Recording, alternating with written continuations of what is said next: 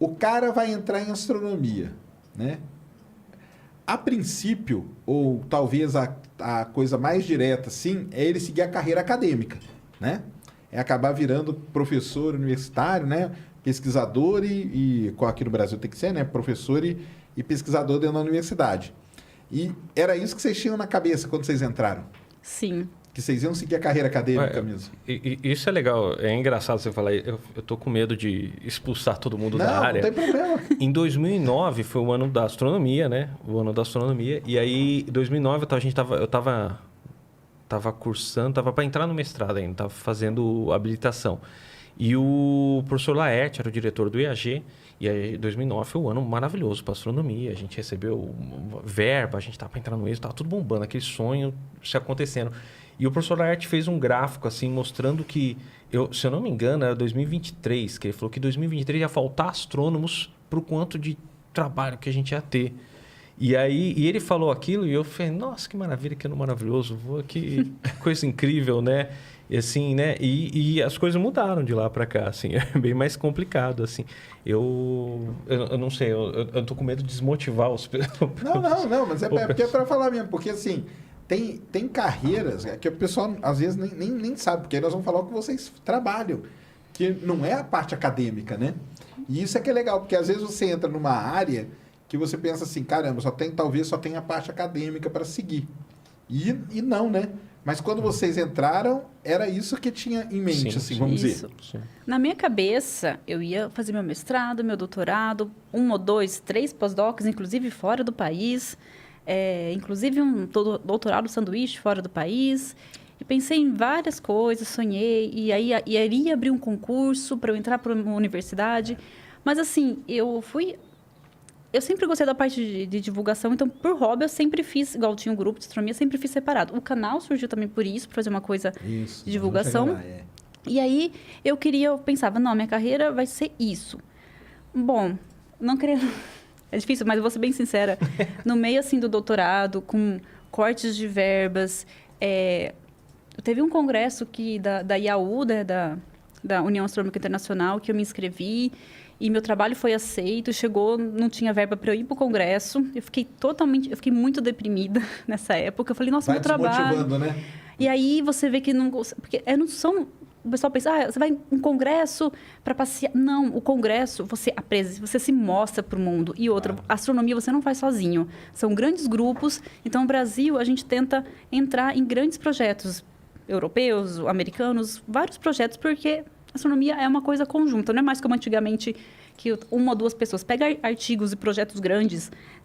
Trilhões, trilhões é exagerado, mas dezenas de pessoas. O IHT, a foto do buraco negro, que tem ela aqui atrás. Quantas pessoas? 2 páginas só de pessoas. Né? Exatamente. Então, essas colaborações a gente consegue se mostrando em congressos internacionais, pode ser até no Brasil. Então, quando eu vi que eu não estava conseguindo isso e...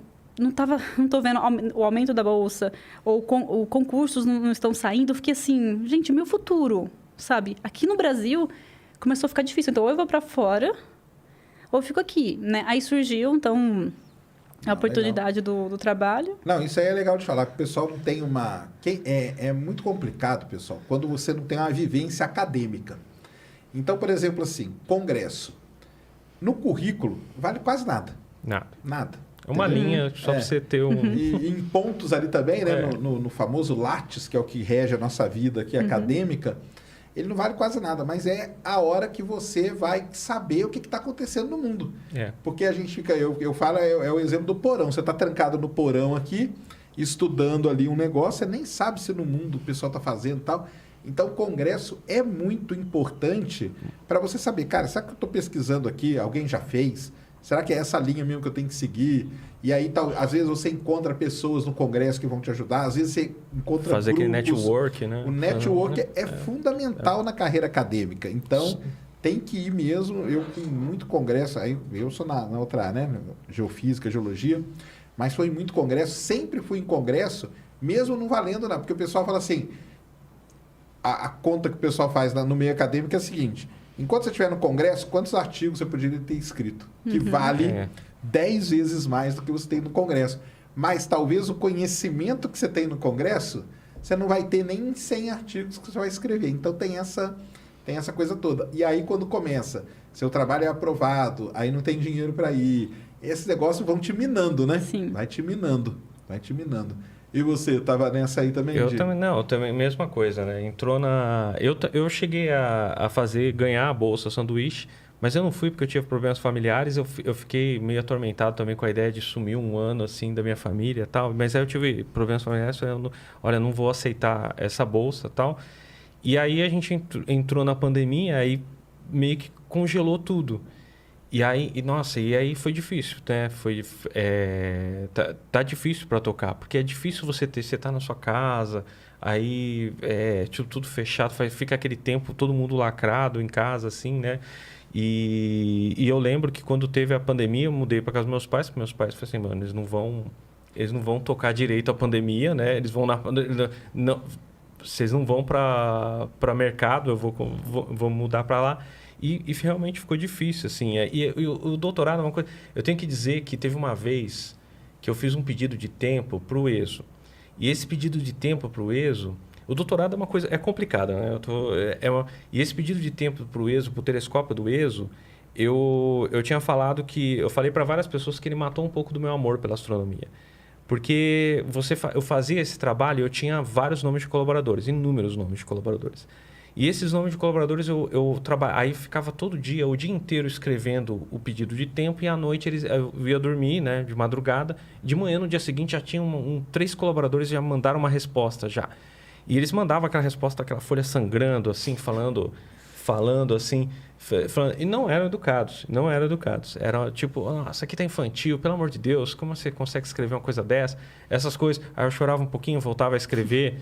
Aí eu ficava assim, e aí saía, e o pedido saiu, e eu consegui sair. Mas eu acho que assim, o mundo acadêmico, ele me mostrou um peso, mostrou nessa hora, eu estava pensando assim, nossa, que peso, né, o mundo acadêmico. A gente tem uma defesa. Por que a gente tem uma defesa? Porque tem alguém atacando. Né? A gente tem uma defesa e a gente é um mundo complicado. E aí eu comecei a ver alguns grandes amigos meus, assim, que eu tenho o Daniel Moser, tenho eu vou citar eles, não sei se eles vão ficar felizes, né? Mas eles têm currículos exemplares, assim, currículos assim exemplares, e tiveram que ir para fora de São Paulo. Em São Paulo não conseguem emprego. Tiveram que ir para fora de São Paulo, conseguir alguma coisa aí, tiveram que sair.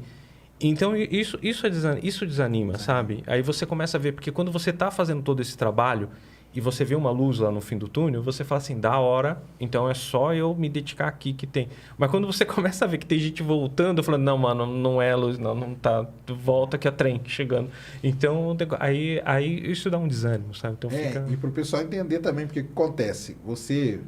faz seu doutorado, pelo menos nas universidades aqui de São Paulo, você está habilitado a ser professor, a se candidatar a uma vaga. Sim. Só que o problema é que a vaga tem que aparecer. Exato. E é super concorrida. É muito concorrida. Porque, por exemplo, a vaga surge para a universidade. Exato. E dentro da universidade você tem o lobby de a medicina, que vai brigar com a física, que vai brigar com a química, com a biologia, com o IAG. Aí sai uma vaga a cada 5 anos. E aí você tem que ficar naquela. Aí não saiu a vaga. Aí quando que vai ter outro concurso? Você não sabe. Uhum. E nesse período, o que você faz? E aí você faz aquela pós-doc que é 2 anos fora naquele lugar e passou 2 anos que você tem garantia que você vai ganhar a bolsa.